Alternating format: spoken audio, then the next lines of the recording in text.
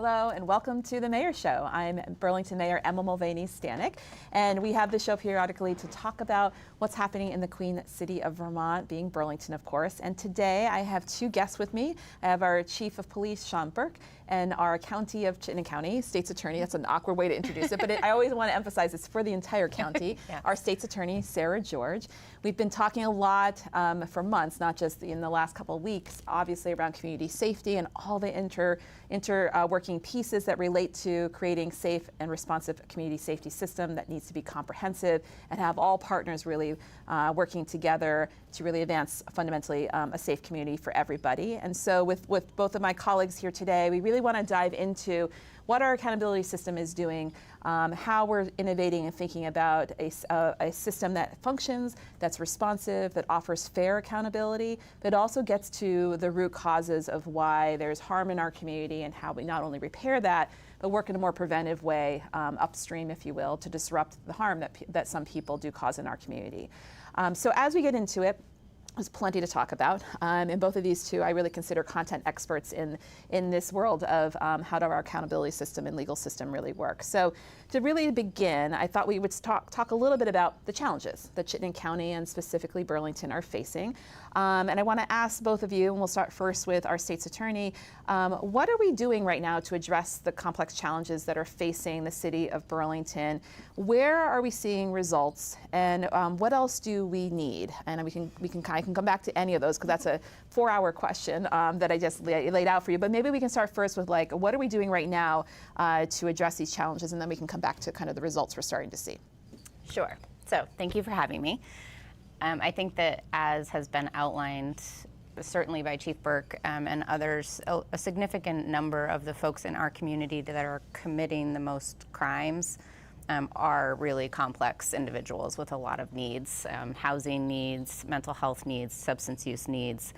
And when all of those things combine, it makes for a really challenging accountability. Mm-hmm. Because if you don't, we could charge them all as we do, and we could try to get convictions on all of them, and we could put them on probation, or we could make sure that they go to jail, or whatever it might be. But as long as their underlying needs are still not met when they return to our community, we're no better off. We're really just pushing the problem down the road. So those continue to be the biggest challenges.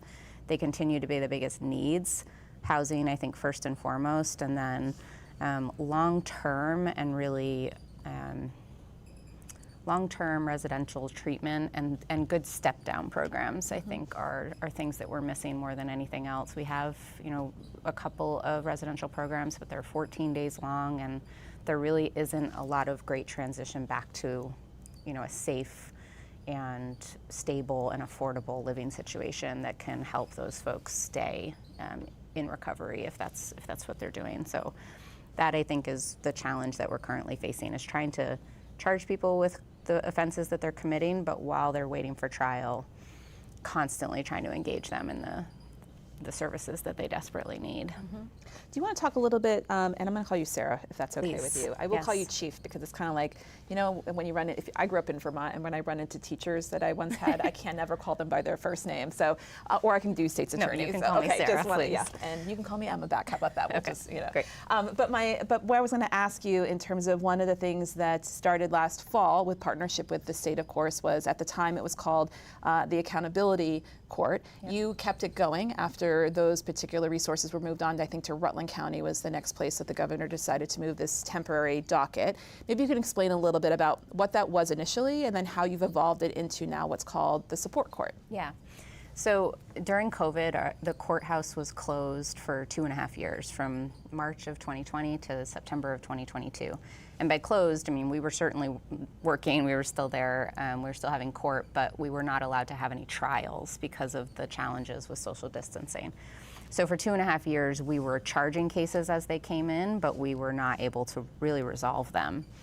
And so when we reopened, because 2022 was such a challenging year in our community, specifically around violent crime, as soon as the courts reopened, we spent the next basically 3 years just prioritizing trying and going to trial and resolving our violent crime cases, which included multiple homicide cases and So the misdemeanors and the nonviolent cases really piled up, and we couldn't clear enough cases to make up for all of the time that our court was closed. And so the governor offered additional resources to have a additional courtroom open, an additional judge came out of retirement, and an additional prosecutor came in, and all they did was took all of those sort of repeat offender cases, put them in a separate courtroom, and addressed them nonstop every single day from October to February. And they were able to clear about 700 of our 1,000 case backlog, which was absolutely huge and such a relief for the whole office. And then once he did move on to Rutland, and they're now doing it in Windham County, we decided that it was working because we had a little bit more air to try to address them ourselves, but we also wanted to keep the service providers in the courtroom, which was part of the program previously. So we now do it every Friday. We call it support court, and anybody with 2 or more dockets comes into this specialized court, and they come to court every single Friday. And it's the same judge, Judge Kadams, it's the same prosecutor, myself, and the same caseworker from Howard Center. And they help while they're there to connect them with housing or residential or contingency management or methadone or whatever their particular need is. And they have to come to court every week in order to engage in that service and in order to avoid jail, frankly, pretrial incarceration. It's helped us to resolve cases significantly faster. It's helped us to connect with law enforcement quicker about any of these people who might commit new offenses. And it has really allowed us to hold people accountable in a much quicker and more efficient way, and then resolve their cases in a way that makes more sense because we know what has worked or what hasn't worked with that particular person. Right. And I think one thing I just want to, in terms of like the results that this is showing, at least when I came in as mayor in April of 2024, we had an accountability system that some people would use the word broken probably because we would have people, especially these misdemeanors you were talking about, breaking a local ordinance, breaking doing low-level illegal stuff, but nothing would happen. And people were getting extremely frustrated in our community. It was frustrating, I'm sure, in our police department. There was just a lot of pieces that were not functioning. So to be able to now, 2026, be able to have in more real time, as you were saying, accountability is such a significant change in our county, specifically for Burlington's benefit as well, where that is no longer such a sizable challenge in our community where people felt like nothing happened. What did it matter? I would often hear when I started as mayor, like, you get a ticket and you would just rip it up because nothing would happen. And that's not the community that anyone at this table is certainly wants or would support, because we do need a fair system. But to the point that you were saying before, state's attorney, I'm going to do it, state's attorney rather than Sarah. But I just think it's important though, because it also keeps in mind some of that upstream work that we really need to do, so that we're not constantly just defaulting to jail or defaulting to systems that are not going to ultimately solve the problem, especially if some of these folks are younger in life, that we don't want generations of challenges or decades of challenges ahead that fundamentally don't support that individual, don't reduce the harm in our community, and frankly cost us more in the end with jailing individuals. Incarceration is a very costly, and I say carefully, solution in air quotes, because it's not fundamentally a solution. People do eventually get returned to the community, and where are we then in that moment? Right. So Chief, I'm wondering if you could speak a little bit to either building off of the support court or taking us to another example of how the city is addressing the challenges of an accountability system and where we are seeing results so far in Burlington. Yeah, certainly. Thanks for having me on, Mayor. It's fantastic to be here. So I think our work really is centered around keeping people safe. I know the police department is often looked at by members of the public, and they say, why can't you find justice for us? Why doesn't the system work quick enough? Those are way outside of our purview. So how we can be helpful is we are essentially the largest referral agency. And now we have more referral options to bring to bear on a variety of problems. One where we have a huge deficit still is housing. A lot of our chronic problems downtown really involve folks that are unhoused with either a substance use disorder or a mental health crisis situation going on. And difficult for anyone that signs up to do this job to not have a way to help people, because it's just in our DNA. No matter how hardened a police officer wants to say they are, they want to help people. But what we have now is a couple of different things. We do have the support court, which is really kind of neat in a way because it meets every Friday. And when I even interact with people on the street and say like, hey, you know you can't do that here, when do you have court next? They actually know. They're like, is it this Friday? They're like, no, it's a week from this Friday, I have to be there. And they know that we will also report any interactions, whether it's a low-level ordinance violation or a new crime, that will be reported and addressed then. And that's part of having an effective deterrence model. You know, because people go through the calculus, am I going to be caught? What's going to happen to me? So I see a much brighter future in terms of immediate accountability for folks with that system. We also have the situation table, which is you know, a huge convening of government and non-government actors that are involved in social services. It's chaired by our manager of the Cape, Anna Wagling, and as highlighted yesterday in the press conference, the BPD and the fire department here in Burlington are the lead referral agents in that process. The BPD can do so because there's a lower bar in terms of how we can share information about individuals. But what's really effective about that program is that they meet weekly. The case is identified, there's a response team, and there's an intervention within 24 to 48 hours. It again is a short-term intervention, but it does reduce the risk for the individual and for the community. In terms of, you know, other frustrations that I hear from the community is, why are the recidivists allowed to stay on the street? What folks don't understand is that our bail statutes do not allow for that. So nonviolent crimes, people are either issued a citation or they're arraigned, depending on their situation, and the predisposition is going to be pretrial conditions of release. We have seen a pretty steep uptick in the number of arrest warrants that are coming from the court for people that are non-compliant, which is good. That's an immediate accountability. And we're also seeing the court much more responsive to chronic violations of conditions of release.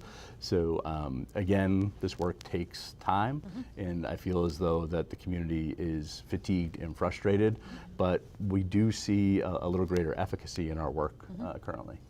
And that takes time to course correct. I mean, I think I can't underscore enough, the impacts of a pandemic are real, and it's going to take years to really course correct on some of the impacts on our systems and the judicial system, and frankly just human well-being in our community was really took a toll during the pandemic, and we're still rebuilding from those periods of time. And as a city in particular, kind of trying to put new innovative tools online. The situation table has only existed for a year. We just marked 1 year in July. This is a international, because it was really started in Canada, approach in many other communities, even larger than Burlington, to really think outside the box beyond just traditional policing and whatever we might be able to do with social services, and most importantly, operating like silos fundamentally. How do we really think comprehensively, because these individuals are often ping-ponging off several different entities within a city, and to really think about this as a comprehensive team approach has been, I think, one of the most impactful pieces. I'm also particularly proud of Anna and the situation table in Burlington, because we're actually creating new models of how to look at what is happening on the ground and what does that tell us as a community, as a state, around the fundamental reasons why anyone even would need to be referred to the situation table. And back to what you were saying before, State's Attorney, it's housing, it's lack of access to health care, it's lack of access to treatment, among other things. And that model of being able to track that information is being actually used across the country now, as I understand it, in other situation tables throughout the country. And Burlington has become a resource for other communities, trying to really put together smart policy responses that are reflective of what we're actually seeing, instead of throwing ideas out there that are not based in fact or reality, or worse, from fear. We really want to be informed about what we're advancing.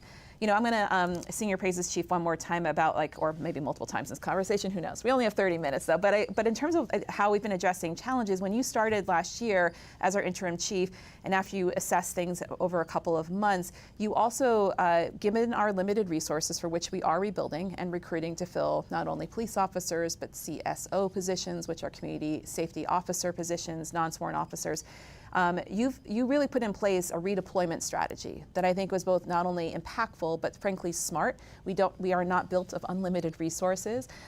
So can you speak a little bit to that work? And it's been about a year since that redeployment and refocusing of CSLs and CSOs, but also just how we're using our existing police officers. Yeah, from a high level, so the first order of business was to get uniformed police officers back out in the civic spaces. Not only is it a deterrence model, but it is actually the foundation of what everyone refers to as community-based policing, which is relationship-based policing. And so the team really stepped up and embraced that, and our numbers in terms of foot patrols have been a great illustration of that.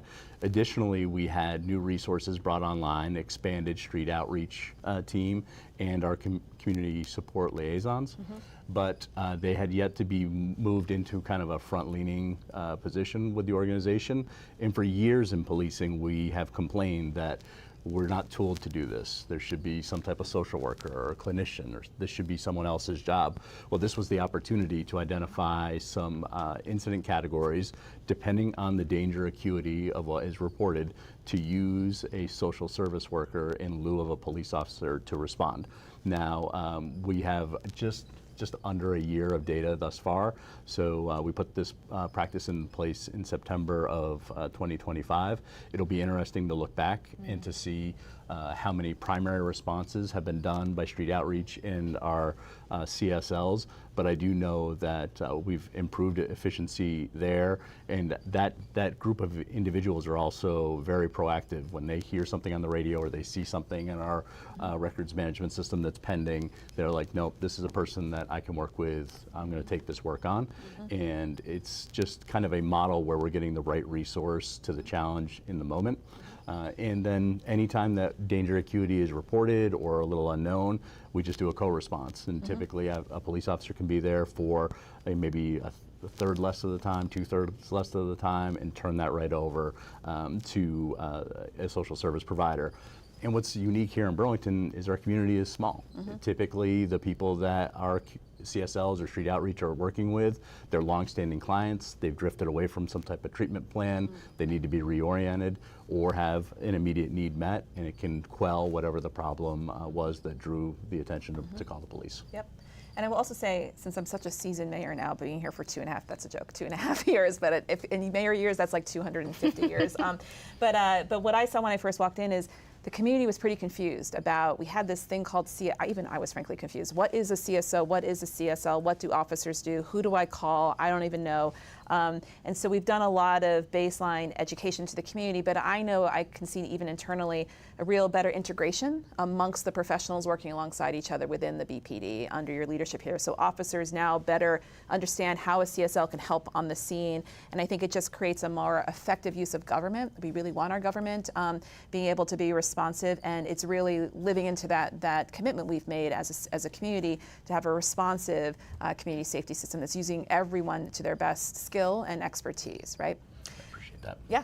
Well, State's Attorney, I'm going to give you some praise as well, because I also want to just talk to you, because I hope you're proud of, because I'm certainly proud of the immense focus your office has really focused on around violent crime, and in particular some pretty scary incidences that happened in 2022, I believe, where we were having increased numbers of gun fire incidences, but also homicides, and that is, to me, a huge indicator around the true safety of a community. And the chief and I could talk a little bit more about the data we're seeing overall in our city around violent crime going down, which is a really important indicator. There's a difference between perceived safety concerns and real wider spread safety concerns, and I can do a whole other hour on gun policy, which we're not going to do now.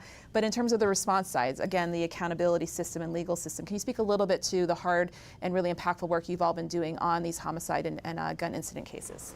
Yeah, so in 2022, our gunfire incidents rose dramatically, and homicides statewide were up dramatically.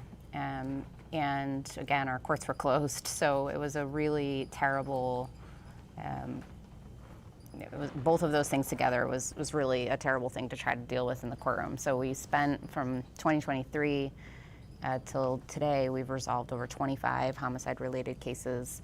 and received convictions on over 25 homicide-related cases. And I do believe that there was moments during COVID when those types of incidents were really they were difficult to prove. A lot of those investigations were really challenging. There were a lot of the same individuals. They were really uncooperative with police. They were uncooperative with our office. So a lot of them really were challenging cases to litigate, and so making those convictions really even more important, because it then told other people that whether you're cooperative or not, we have these tools and we're going to use them and we're going to hold you accountable regardless. And I do think that that message sort of got around, and that people understood that there was going to be a pretty significant consequence for that behavior. But they'd continue to be, a lot of the violent crime that we see are really difficult cases to litigate, and it's especially important that you have really good detectives working on these cases, and you have detectives and police officers who do a lot of community policing, so that when you do rely on witnesses who may not otherwise want to engage or might not have a lot of trust in the system, if they feel like they have, some type of relationship or trust with law enforcement, they are more likely to help, and they are more likely to give information, which allows us to get better outcomes, and therefore, everybody is much more safe. So they took a lot of time, a lot of work, really, for the entire office, and I'm really grateful to see that those things are working, because we just don't have the capacity or the resources to be responding to that kind of violence all the time, nor do any of us want that. Right. So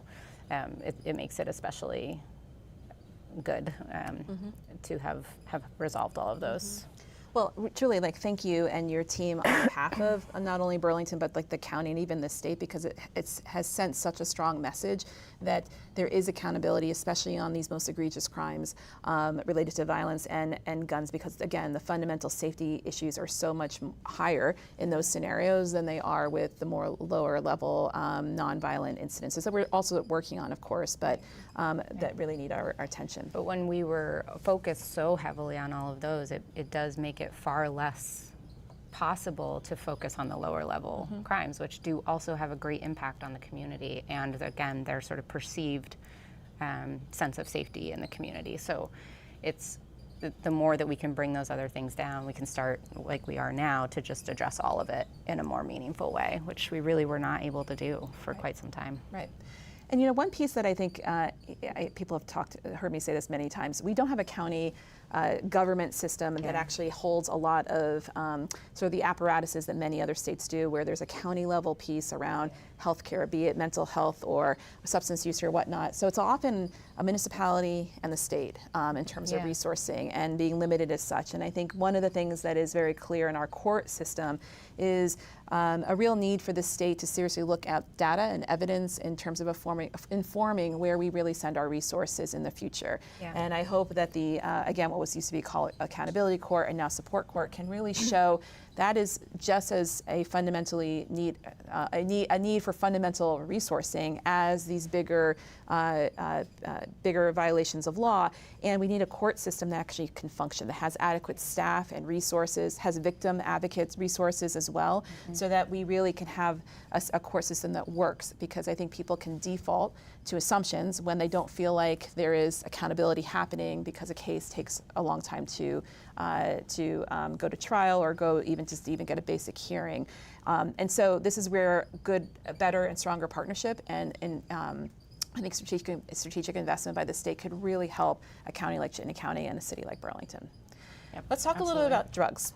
Okay, hard shift over here into our which is really like another statewide crisis. I mean, housing is a statewide crisis. Our unprecedented number of unhoused people.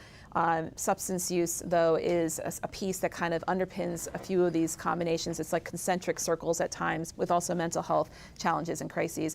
But drug trafficking enforcement is a big question I get a lot as mayor. And there's a lot of, I think, again, lack of real knowledge about what is and isn't happening, as well as what's within the authority of a city, authority of a state's attorney, and requiring coordination on a much larger scale. So, Chief, I'm wondering if you could sort of speak a little bit first to how the city is working to interrupt the drug trafficking work that comes into our city, go after out-of-state dealers, et cetera, just kind of as a baseline. And then any recent examples of that work would be great to highlight, because I know our rank and file officers and detectives are doing really important, impactful work. Yeah, thanks, Mayor. So we have maintained our drug unit at BPD. We've got 3 detectives and a supervisor assigned there.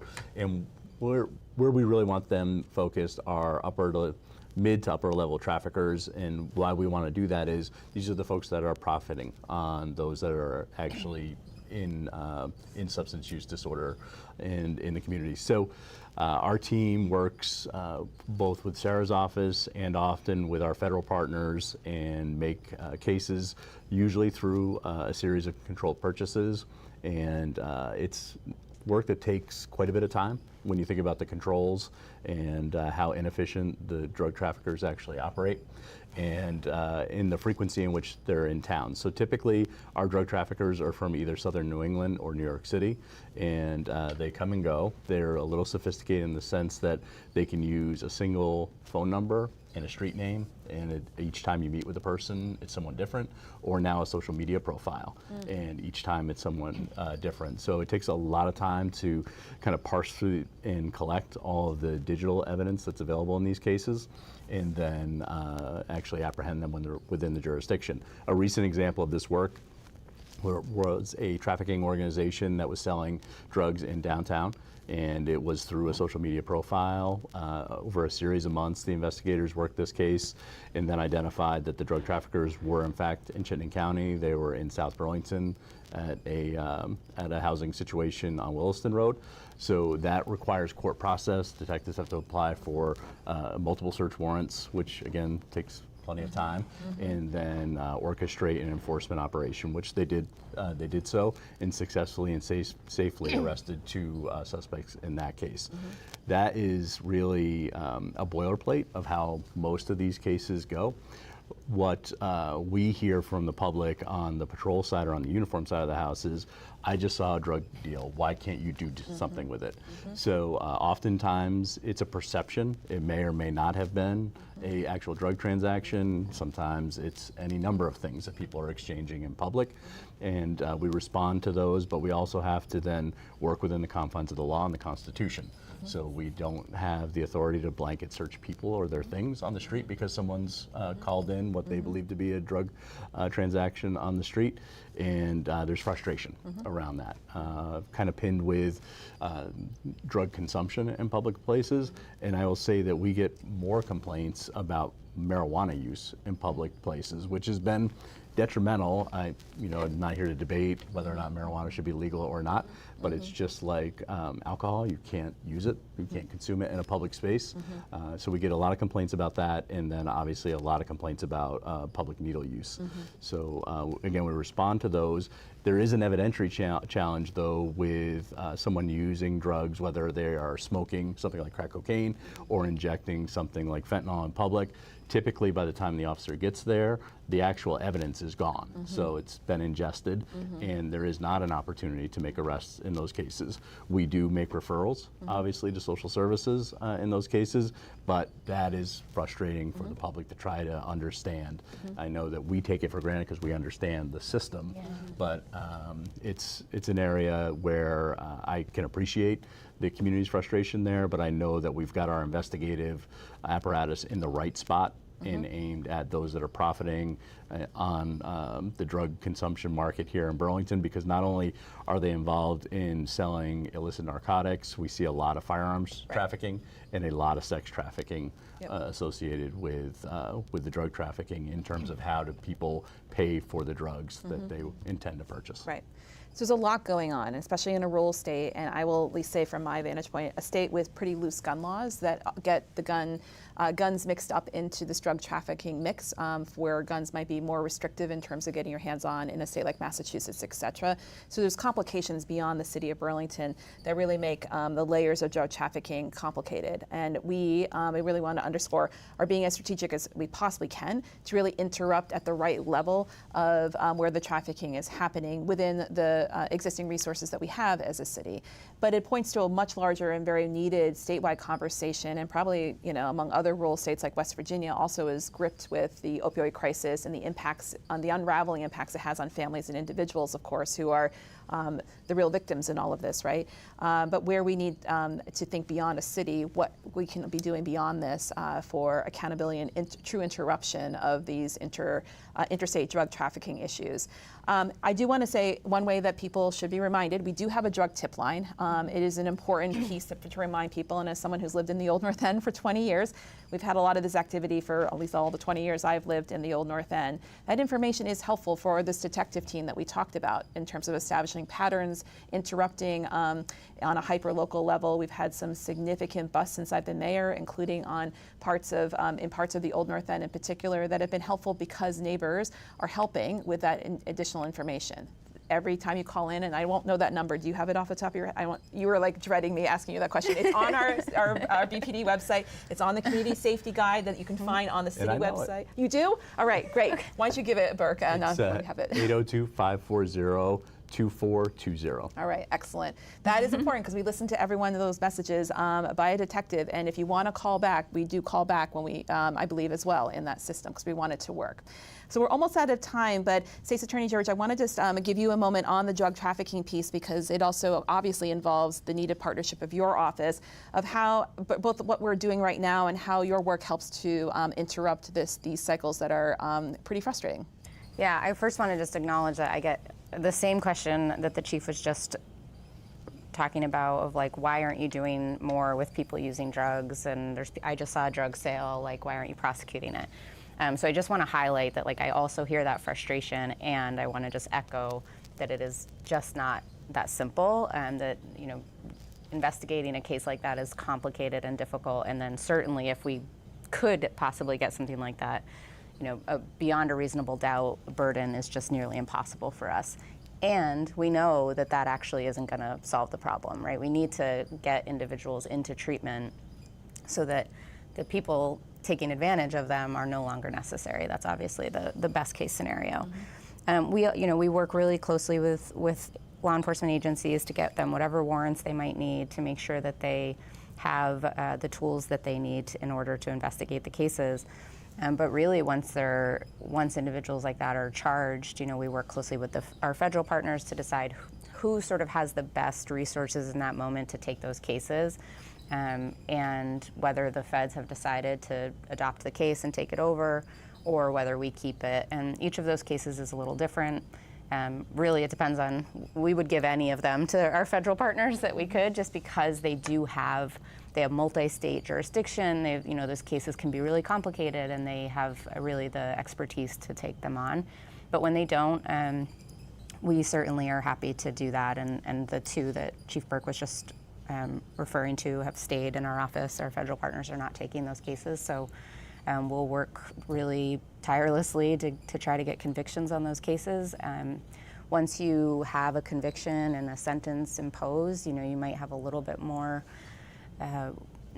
You can try to keep those people out of the state. You can try to make sure that they, might have a felony, so they can't really purchase firearms, although we know that doesn't necessarily stop all these things. So, the longer and the more that the need is there, the more people are going to be there to take advantage of it. So it's a constant battle, but one that, is certainly worth the time. Yep. And that's, of course, all on the accountability side of it as a policymaker, and sort of on the how do we interrupt this and be preventative, of course, on all of this. It requires, I think, more coordinated work on the state level, because it's not just Burlington. I worry about the Northeast Kingdom. I worry about my hometown of Barre, Rutland City, Bennington we were talking about before. The whole state is really facing the consequences of this opioid crisis in general and the trafficking that goes along with it. So I think this is a really important one everyone to come together as folks across the state to really figure out solutions that really go upstream, because we can always be in reaction mode, but we've really got to think about what's funneling in and sort of facilitating and have honest conversations about what's facilitating Vermont being more of a vulnerable state than other states that might be better equipped. And I don't pretend to have all the answers on that, but that is, again, the kind of conversations that we have to be brave enough to have in Montpelier and with our state partners in particular. So. Absolutely. We're already out of time. We had like so much more we were going to talk about, but I had no doubt that these two experts in our accountability system would provide a lot and hopefully helpful information to Burlingtonians and our neighbors throughout the county about the strong, important work that we're doing to build, again, a fair accountability system, one that is working, one that has a lot of sizable challenges that make this work not easy, and more importantly, just to give you a little insight on some of the innovation that under both of these individuals' leadership we've been able to do, at least for the city of Burlington's benefit. And thank you both so much for your service. Thanks for being on my show. I know every time I talk about having a more catchy closing here, but for now that we'll have to do. I know, I'll work on that for next time. But again, thanks for being on my show. Thanks for having us. Thanks, Mayor. Yeah, great. And thanks for watching.